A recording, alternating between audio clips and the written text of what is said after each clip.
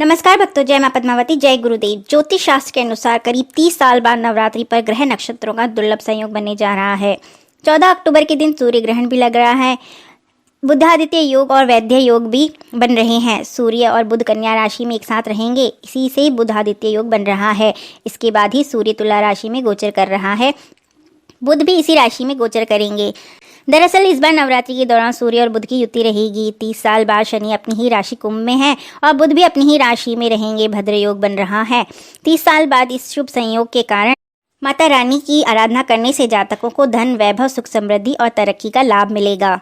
नवरात्रि के पहले दिन लाल रंग की त्रिकोणीय पताका खरीद कर घर लाएं। ऐसा करना बहुत शुभ माना जाता है। इस तरह पताका लगाने का अर्थ होता है माँ दुर्गा की जय जयकार करना और विजय की निशानी रखना।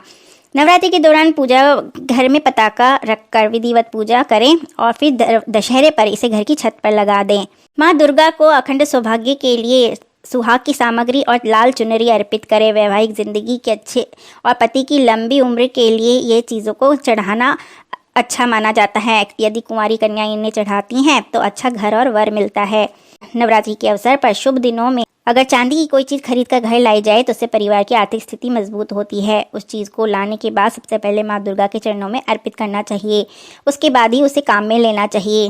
अगर आपके कार्य अटक रहे हैं या बनते बनते काम पूरे नहीं होते, तो कोई मनोकामना पूर्ण नहीं हो रही, तो इस नवरात्रि आप मौली खरीद कर घर ले आएँ। घर लाने के बाद मौली के धागे में 9 गांठ लगाकर माँ दुर्गा को अर्पित कर दें। फिर इसको अपने हाथ या कमर में बांध लें। मान्यता है कि इस उपाय से किस्मत के बंद दरवाजे खुलने लगते हैं और भाग्य भी चमक उठता है।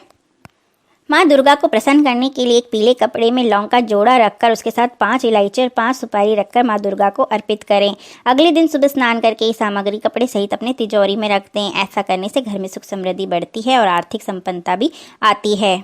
अगर आप मनचाही नौकरी के लिए परेशान हैं और काफ़ी मेहनत करने के बाद भी आपको नौकरी नहीं मिल पा रही, तो नवरात्रि में रोजाना लौंग का एक जोड़ा अपने सिर पर से 7 बार उतारकर माँ दुर्गा के चरणों में अर्पित कर दें और माँ से अपनी नौकरी से संबंधित समस्याओं को दूर करने की प्रार्थना करें। यदि आप राहु केतु के अशुभ प्रभावों से मुक्ति पाना चाहते हैं तो हर रोज लौंग का एक जोड़ा शिवलिंग पर अर्पित करें। ऐसा करने से भगवान शिव की कृपा प्राप्त होती है और राहु केतु के अशुभ प्रभाव भी दूर होते हैं। नवरात्रि के दिनों में रोजाना लौंग और कपूर का धुआं घर में करने से घर में शुभ ऊर्जा आती है और नकारात्मकता दूर होती है। अगर घर में क्लेश बना रहता है और आर्थिक समस्या के कारण ये क्लेश बनता है, 2 लौंग को घी में डुबोकर जलाकर माँ की आरती करें। इससे यह समस्या शीघ्र ही समाप्त हो जाएगी। माता की विधिवत पूजा करने के बाद 2 लौंग को चमेली के तेल के दीपक में डालकर जलाएं और इस दीपक को बजरंगबली की तस्वीर के सामने रख दें। दीपक जलाने के बाद दुर्गा चालीसा और हनुमान चालीसा का पाठ करें। फिर देखिए आपके शत्रु भी परास्त होंगे और रुके हुए काम भी बनने लगेंगे।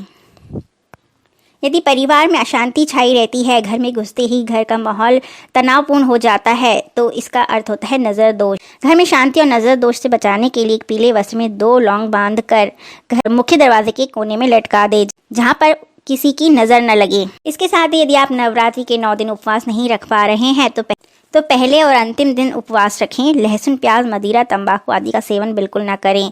क्लेश से दूर रहें और श्री सूक्त का पाठ करें। इसके साथ ही अष्टमी और नवमी के दिन माता को इत्र और शहद चढ़ाएं।